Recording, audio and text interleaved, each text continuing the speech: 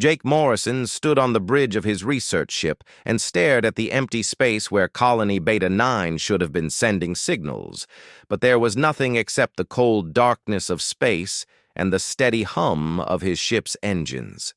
The silence had started 3 months ago when the first colony went dark without warning, and now 12 human settlements across the outer rim had simply stopped talking to Earth, and nobody knew why, because there were no distress calls and no signs of battle. Just complete and total silence where thousands of people had once lived and worked and built their lives among the stars. Lisa Carter walked onto the bridge carrying her data pad, and her face showed the same worry that Jake felt in his gut. Because she had been studying the readings from the last colony ship that had visited Beta 9 before it went silent, and what she found made no sense at all. The ship's sensors had picked up something strange in the soil samples from the planet's surface, and Lisa had run every test she could think of, but the results always came back the same, which was that there were tiny crystal structures in the dirt that had never been seen before, and they seemed to pulse with some kind of energy that made her equipment act strange whenever she got too close to them. Jake took the data pad from Lisa and looked at the numbers, but he was a soldier, not a scientist, so most of it looked like random symbols to him. But he could see that something was very wrong, because the energy readings showed patterns that reminded him of the brain scans he had seen during his military training, and that thought made his blood run cold. Ryan Webb was having similar thoughts on the other side of the galaxy, where he commanded the defense forces for the Titan mining station, and his problems had started when his best pilot had begun acting strange during what should have been a routine patrol mission. The pilot was named Danny Shaw, and Jake had known him for 5 years and trusted him with his life. But 3 days ago, Danny had returned from a supply run to one of the outer colonies, and since then, he had been different in ways that were hard to explain, but impossible to ignore. Danny still did his job and followed orders, but there was something missing from his eyes, like the spark that made him who he was had been dimmed or replaced with something else. And when Ryan tried to talk to him about it, Danny would just smile and say everything was fine,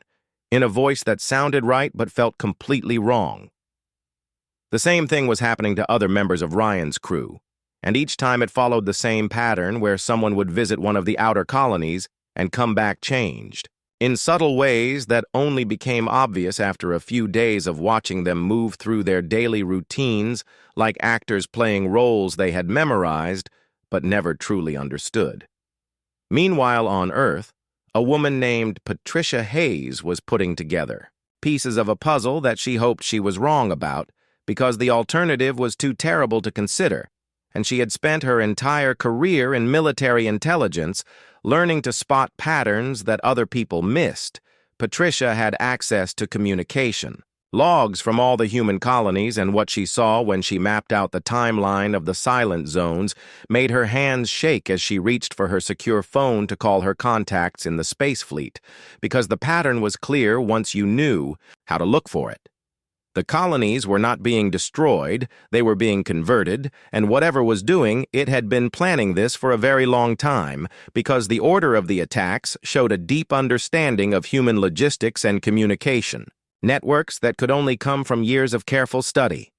The first colonies to go silent were the ones that served as communication relays for the outer rim, which meant that when they stopped transmitting, the more distant settlements became isolated and easier to pick off one by one without anyone on Earth noticing until it was too late. Patricia realized that humanity was not facing an invasion in any traditional sense, but something much worse, because an enemy that destroyed your colonies left evidence and debris that could be studied and understood, but an enemy that simply made your people disappear was something else entirely. She began making calls to everyone she could trust in the military and the colonial administration, but each conversation left her more worried because some of the people she had known for years were giving her responses that sounded reasonable but felt wrong, in the same way that Ryan Webb was noticing with his crew. The enemy had been among them, for much longer than anyone had realized, and they were not interested in conquest through force, but through something far more insidious that turned humans into tools without them ever knowing they had been changed.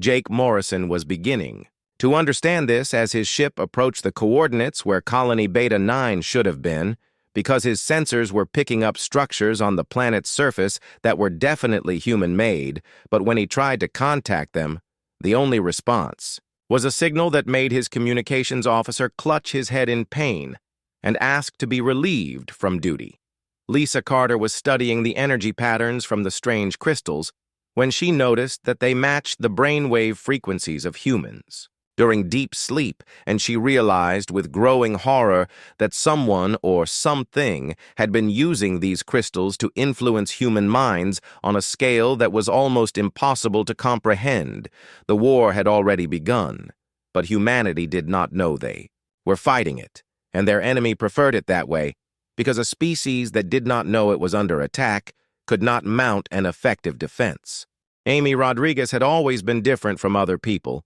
but she never thought that difference would save humanity until the day she walked into a room full of her fellow soldiers and realized that something was terribly wrong with all of them, except her.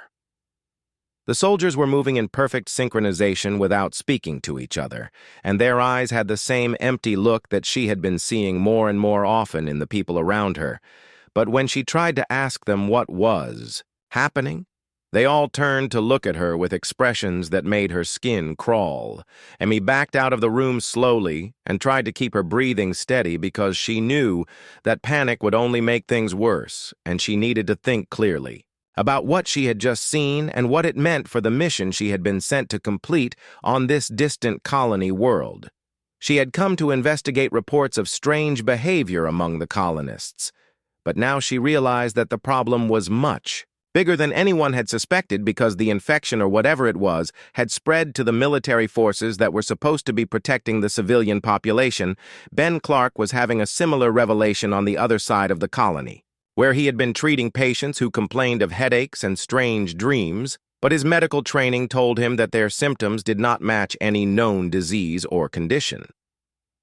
The patients all described the same experience of hearing voices in their sleep that told them to do things that seemed perfectly reasonable at the time, but when they woke up they could not remember exactly what the voices had said or why they had seemed so important. Ben had been a military doctor before he retired to colony life, and his experience with combat stress made him suspicious of psychological warfare tactics. But what he was seeing went far beyond anything he had encountered during his years of service. The breakthrough came when Ben noticed that some patients seemed completely unaffected by whatever was influencing the others, and when he ran genetic tests on the immune individuals, he found a pattern that made him call Amy Rodriguez immediately. Amy arrived at Ben's clinic within an hour and listened carefully as he explained his theory about genetic immunity to whatever force was controlling the colonists, and she felt a mixture of relief and terror when she realized that she was one of the immune individuals. Ben's research showed that roughly 1 in 10,000 humans carried a genetic mutation that made their brains resistant to external influence. And these individuals had been scattered throughout human space without anyone realizing how important they would become. The mutation seemed to be linked to aggressive tendencies and stress responses that had developed over generations of human warfare, and Ben theorized that humanity's violent history had accidentally created the perfect defense against alien mind control. Amy and Ben began secretly contacting other immune individuals across the colony, and they discovered that these people had been unconsciously organizing themselves into resistance cells without realizing why they felt compelled to work against the colonial administration. The immune humans had an instinctive ability to recognize others like themselves, and they had been passing coded messages through normal conversations and work assignments that allowed them to coordinate their efforts without being detected by the controlled population. Patricia Hayes received Ben's report through a secure channel and immediately understood the implications because she had been tracking similar patterns across multiple colonies, and now she had the key to understanding how the enemy operated. The alien force that was taking control of human minds was called the Veil Consortium, and they had been studying humanity for decades while remaining completely hidden from detection, by using technology that operated on frequencies beyond human perception. The Veil had conquered hundreds of species throughout the galaxy by using the same technique of gradual mental influence that turned entire populations into willing servants, who believed they were acting according to their own desires. Patricia realized that the Veil had made a critical error in their assessment of humanity because they had based their invasion strategy on observations of peaceful human colonies and research stations where people lived comfortable lives without the stress and conflict that had shaped human evolution. The genetic immunity that Ben had discovered was the result of thousands of years of human warfare and competition that had created selection pressure for individuals who could resist mental manipulation and maintain independent thought under extreme stress. Emmy Rodriguez became the first field commander of the immune resistance when Patricia Hayes promoted her to colonel, and gave her authorization to recruit and organize immune individuals across 15 colonial sectors. The recruitment process was dangerous because the immune humans had to identify each other without alerting the controlled population, and they developed a system of subtle signals and code words that allowed them to communicate safely. Amy discovered that immune humans shared certain personality traits that made them natural guerrilla fighters, including paranoia, stubbornness, and an instinctive distrust of authority that had previously been considered character flaws. Ben Clark established underground medical facilities where immune humans could receive treatment for injuries without being detected by the Veil-controlled hospital systems, and he began developing techniques for identifying and protecting other immune individuals. The resistance grew slowly but steadily as word spread through hidden networks of immune humans who had been waiting their entire lives for someone to tell them that their paranoid instincts were actually survival mechanisms. Patricia Hayes coordinated the resistance from Earth using quantum-encrypted communications that the Veil could not intercept, and she began planning the largest covert operation in human history, while the aliens remained unaware that they were facing organized opposition. The war that followed would test humanity's greatest strength, which was not their technology or their numbers, but their absolute refusal to surrender, even when faced with impossible odds and an enemy that could turn their own people against them. Amy Rodriguez stood in her hidden command bunker and looked at the growing network of resistance cells that stretched across human space, and she knew that the real fight was just beginning because the Veil would not give up easily once they realized that their perfect conquest was falling apart. The immune humans were outnumbered 10,000 to 1, but they had something that the Veil had never encountered in their million years of conquest, which was the stubborn determination of a species that had been forged by conflict and would never accept defeat. Danny Foster crouched in the ventilation shaft above the colony's main power station and listened to the controlled humans moving through their daily routines with mechanical precision that made his teeth grind because those people had once been his friends and neighbors. The war had been going on for 3 years now, but most of humanity did not know they were fighting because the Veil Consortium preferred to operate in shadows and use human resources against other humans while remaining invisible to the general population.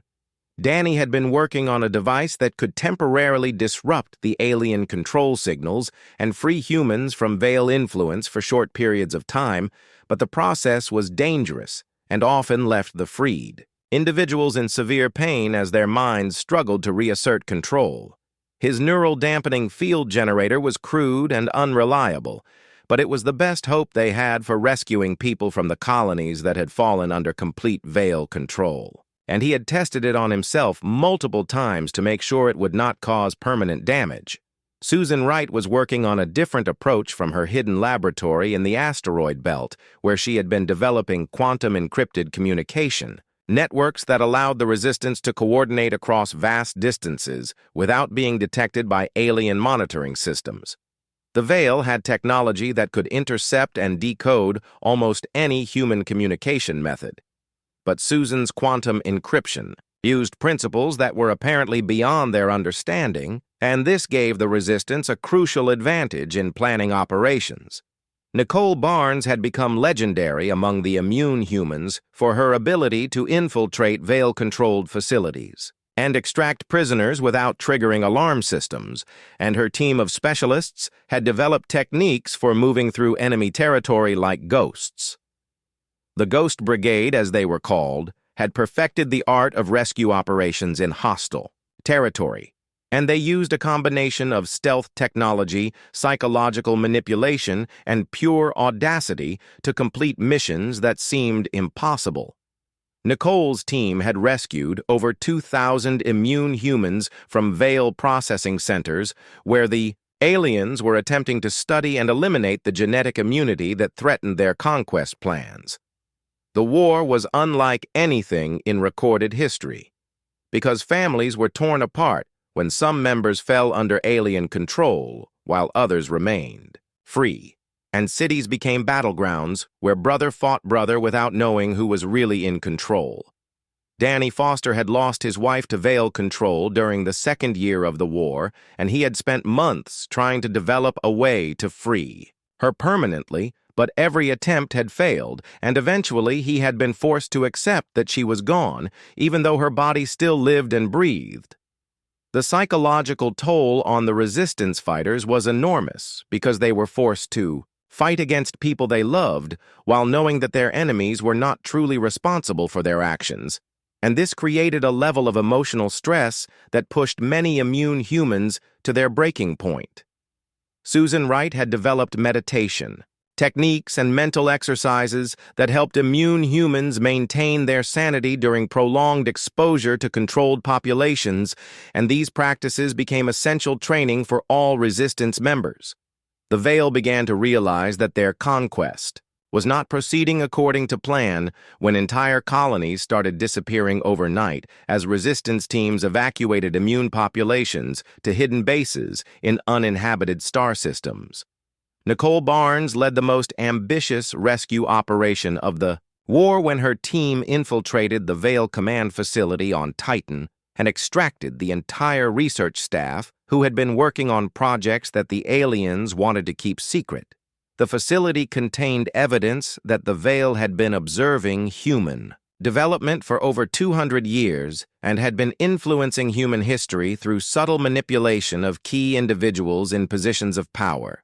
Danny Foster's breakthrough came when he discovered that the neural dampening fields could be weaponized to disrupt Veil control on a massive scale if they were properly synchronized and amplified through quantum resonance networks. Susan Wright worked with Danny to develop a planet-wide dampening system that could free entire populations from alien control, but the power requirements were enormous, and the system could only be activated once before the Veil would adapt their technology to counter it.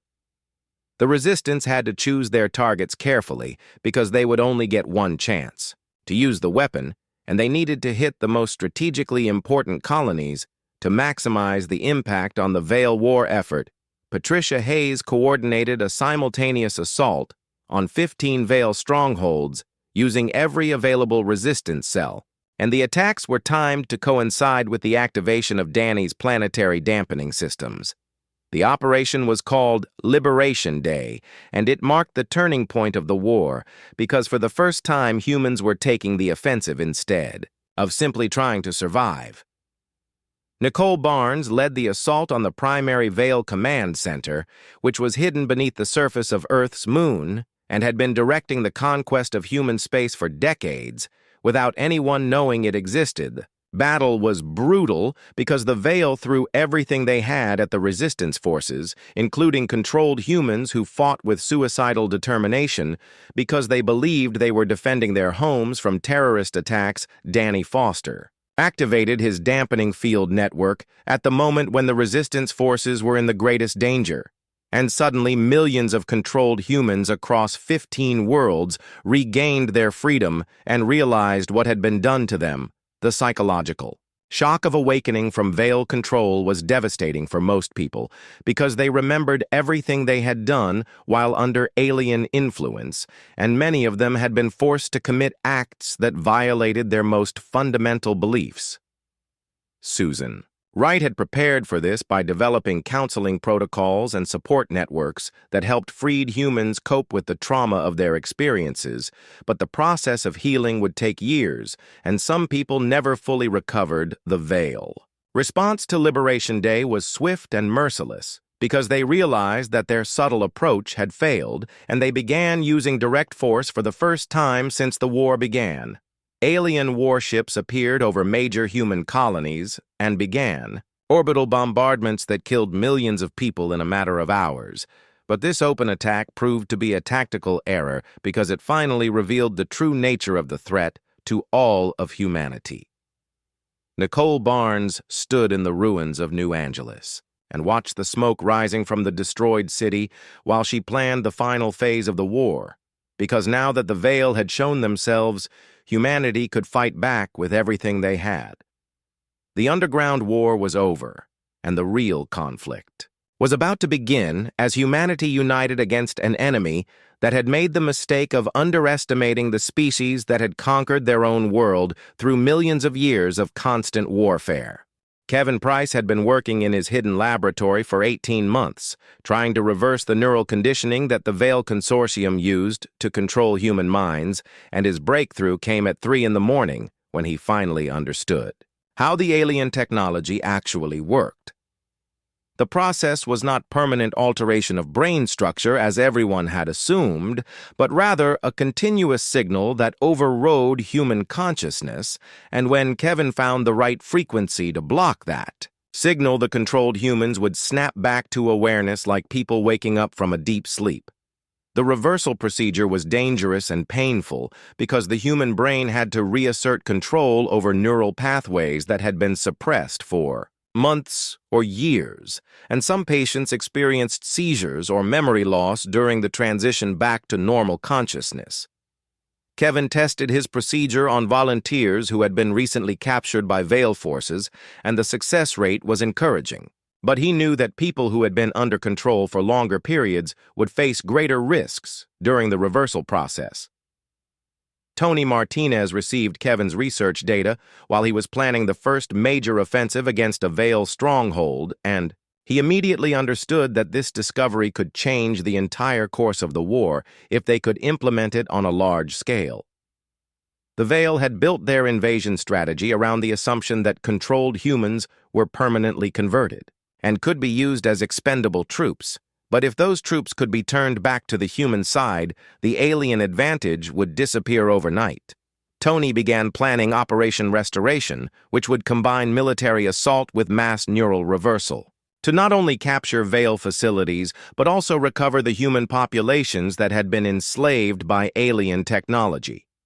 The target was a massive Veil installation on Europa that served as a processing center for newly controlled humans and intelligence. Reports suggested that over 50,000 people were being held there in various stages of neural conditioning. Michelle Davis commanded the assault forces that would secure the facility, while Kevin Price and his medical teams worked to reverse. The conditioning of the prisoners and the entire operation had to be completed before Veil reinforcements could arrive. The assault began with nuclear missiles that destroyed the facility's orbital defenses, followed by dropships carrying elite troops who had trained specifically for fighting in the low-gravity environment of Jupiter's moon. Michelle led her soldiers through the outer perimeter of the Veil base, while automated defense systems tried to stop them with weapons that fired crystalline projectiles designed to penetrate human body armor.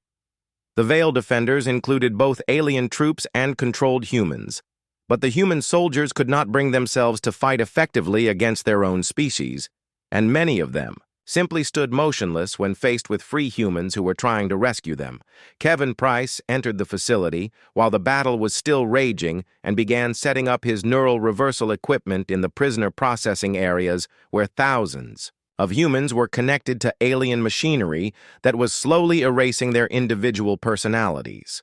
The reversal process had to be done carefully because disconnecting people too quickly from the Veil network could cause brain damage. but Kevin, and his team worked as fast as they could while explosions shook the facility around them.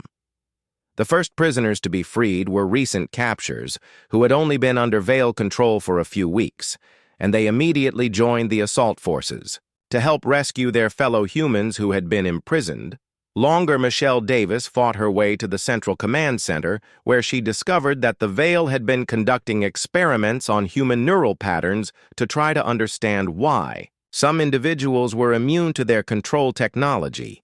The alien commander of the facility was a creature that looked like a cross between an octopus and a tree made of living crystal.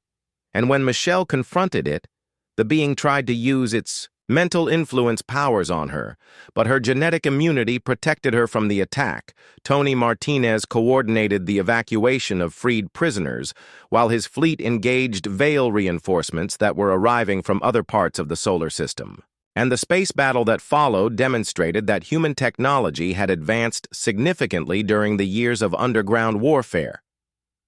The humans had developed new weapons and defensive systems based on captured Veil technology, and they were no longer the technologically inferior species that the aliens had first encountered decades ago. Kevin Price succeeded in freeing over 40,000 prisoners from the Europa facility, but the process revealed disturbing information about the scope of Veil operations because the aliens had been experimenting with human genetics to try to eliminate the immunity mutation. The Veil had created breeding programs on controlled worlds where immune humans were identified and eliminated, while people with genetic susceptibility to mental influence were encouraged to reproduce and pass on their vulnerability to future generations. Michelle Davis led her troops in the destruction of the genetic research laboratories and the elimination of all alien personnel involved in the breeding experiments, because the humans understood that this was not just a war for freedom, but a fight for the survival of their species. The success of Operation Restoration marked the beginning of a new phase in the war, because humanity now had the ability to liberate entire populations from Veil control and turn the aliens' own resources against them. Tony Martinez used the intelligence gathered from the Europa facility to plan simultaneous attacks on 12 other Veil installations, and each victory brought more freed humans into the resistance along with captured alien technology that improved human military capabilities. The Veil response was predictable but devastating as they began destroying human colonies rather than allowing them to be liberated, and millions of people died in orbital bombardments that turned entire worlds into radioactive wastelands. Kevin Price worked frantically to develop a faster reversal process that could free large populations before the Veil could destroy them. But the technical challenges were enormous, and time was running out for the colonies that were still under alien control. The war had reached a critical point where both sides were committed to total victory or complete destruction, and there could be no negotiated settlement because the Veil viewed humanity as an existential threat to their way of life. Michelle Davis stood on the bridge of her captured Veil warship and looked out at the stars while she planned the next phase of the campaign, because she knew that humanity had crossed a line and there would be no going back to the way things were before the war began. The turning point had been reached, and now the question was whether humanity could press their advantage before the Veil decided that the only way to win was to eliminate the human species entirely. Alex Thompson stood in the war room on Earth looking at tactical displays that showed the approaching Veil fleet, and he knew that this would be humanity's final battle because the aliens had committed everything they had to destroying the species. That had proven impossible to conquer. The intelligence reports were terrifying because the Veil Consortium had revealed their true nature as refugees fleeing from something even worse in the galactic core, and they needed human space as a buffer zone against their ancient enemies who had been hunting them for millions of years. The Veil had never intended to coexist with humanity, but had planned to use controlled human populations as expendable soldiers in their war against the entities. They called the Devourers who consumed entire civilizations and left nothing but empty space. Behind Alex realized that humanity had stumbled into the middle of a cosmic conflict that had been raging since before their species had even evolved. And the Veil saw them as nothing more than useful tools that could be shaped into the perfect weapon against their pursuers.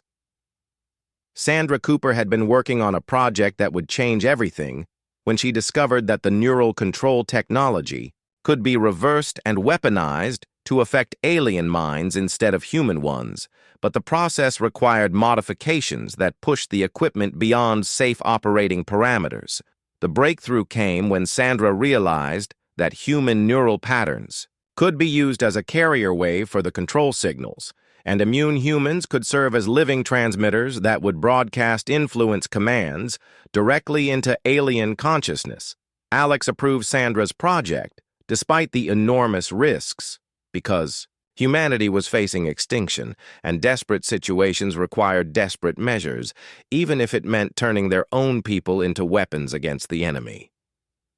The final battle began when the Veil fleet entered the solar system with over 3,000 warships carrying controlled humans from dozens of conquered species, and their goal was the complete sterilization of Earth and all human colonies. Alex commanded the combined human fleet from his flagship, while Patricia Hayes coordinated ground defenses and Sandra Cooper prepared her neural weapon for deployment against the alien command structure.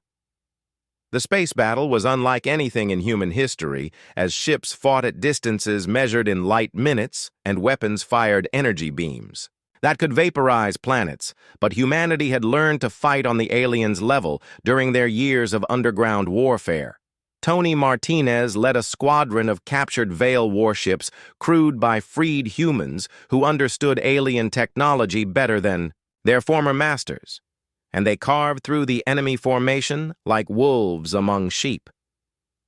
The humans had one advantage that the Veil had never anticipated, which was their willingness to sacrifice everything for victory, while the aliens were fighting for survival and could not afford the losses that total warfare demanded. Sandra Cooper activated her neural weapon when the Veil command ship entered range, and suddenly the alien fleet began to turn on itself as controlled minds rebelled against their masters, and ships started firing on their own allies. The weapon worked better than Sandra had hoped because the Veil had never developed defenses against mental influence, and their hierarchical command structure made them vulnerable to the cascade effect that spread through their entire fleet. Alex watched in amazement as alien warships exploded or simply stopped fighting while their crews struggled with neural feedback that left them helpless and confused about what they were supposed to be doing. The Veil fleet commander tried to retreat, but human forces had surrounded the solar system, and there was nowhere to run as ships that had seemed invincible hours earlier became floating debris or surrendered to avoid destruction. Patricia Hayes coordinated the ground assault on Veil installations across the solar system, while freed alien prisoners provided intelligence about their former masters' plans and revealed the location of hidden bases throughout human space. The final confrontation took place on the Veil command ship, where Alex Thompson faced the alien leadership in a chamber filled with crystalline structures that pulsed with malevolent energy as they tried to reassert control over their shattered forces.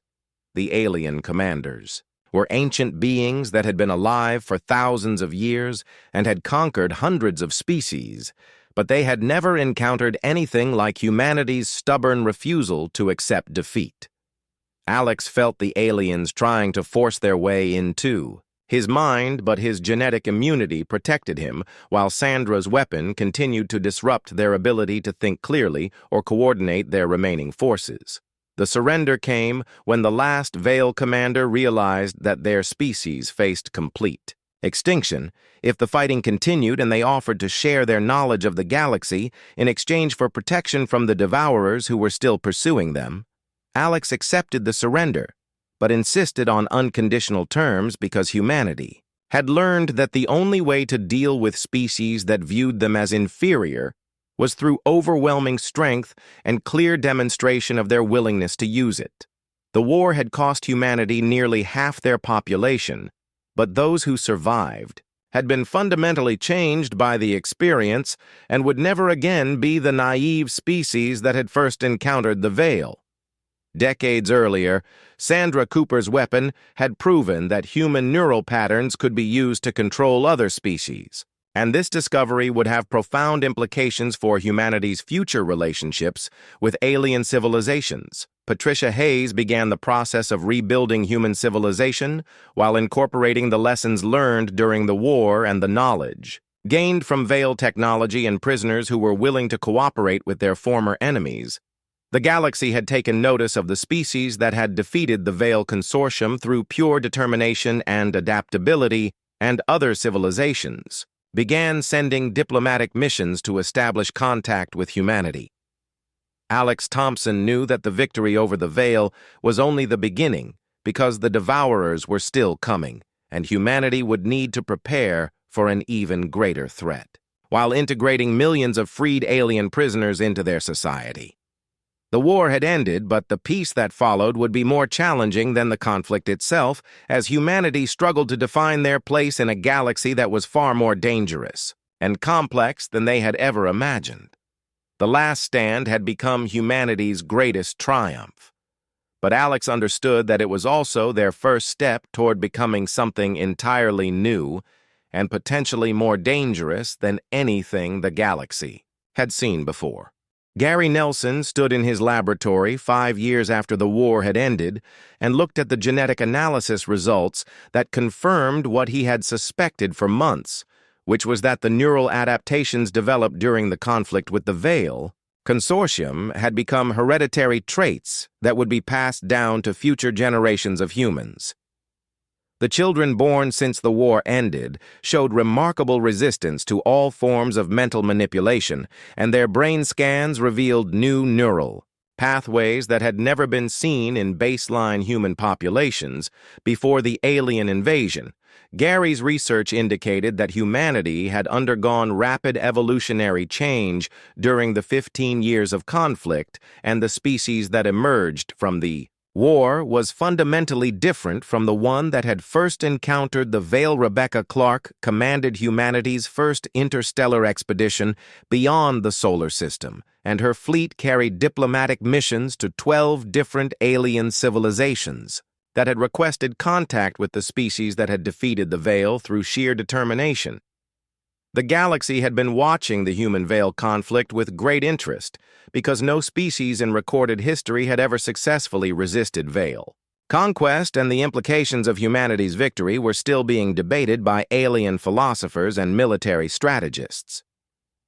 Rebecca discovered that humanity's reputation had preceded them to every star system they visited, and some alien species viewed humans with fear, while others sought alliance with the victorious warriors who had proven their strength in battle. The diplomatic missions revealed that the galaxy was far more complex and dangerous than humans had realized during their isolation in the Outer Rim, and there were ancient conflicts and alliances that stretched back millions of years. Steve Miller piloted humanity's first interstellar warship through hyperspace toward the former Veil territories, where human colonization efforts were establishing new settlements on worlds that had been abandoned after the alien surrender.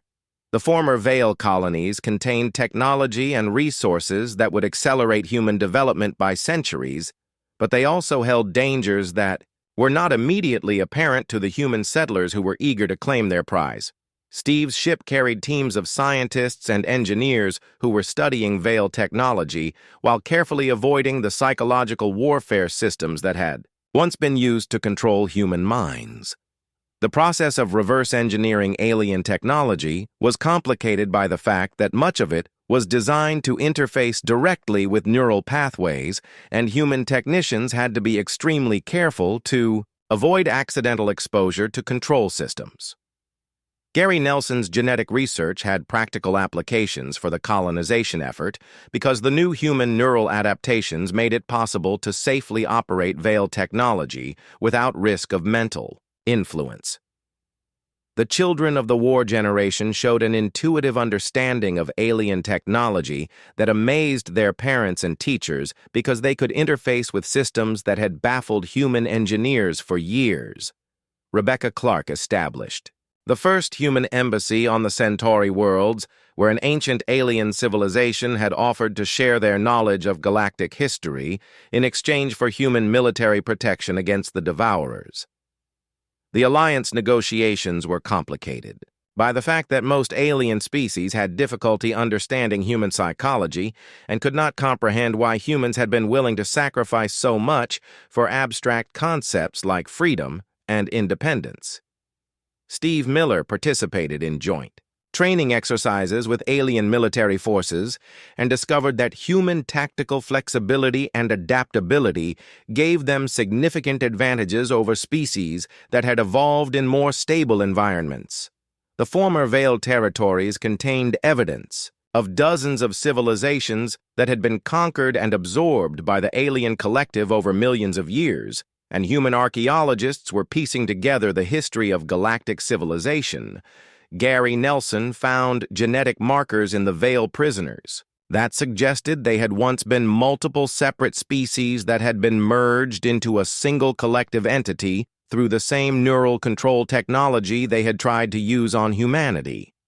The discovery that the Veil had been created rather than evolved naturally raised disturbing questions about the original creators of the neural control technology and whether they were still active somewhere in the galaxy.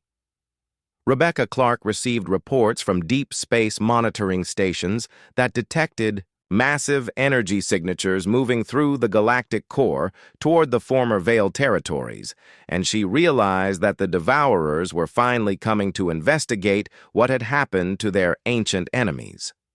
The approaching threat meant that humanity would need to prepare for an even greater challenge than the Veil War, while simultaneously managing their new role as a galactic power with responsibilities to their alien allies. Steve Miller commanded the construction of new human warships that incorporated both human and alien technology and represented a fusion of engineering principles that created vessels more powerful than anything either species could have built alone. The integration of alien refugees into human society proceeded slowly because both sides had to overcome centuries of conditioning and mistrust, but the children of mixed communities showed remarkable abilities that suggested the future of galactic civilization. Gary Nelson's research revealed that human genetic adaptability was unique in the galaxy and made them ideal candidates for serving as a bridge between different alien species that had been unable to communicate effectively for millennia. The war that was supposed to destroy humanity had instead transformed them into something that the galaxy had never seen before, which was a species capable of uniting different civilizations against common threats while maintaining their own cultural identity.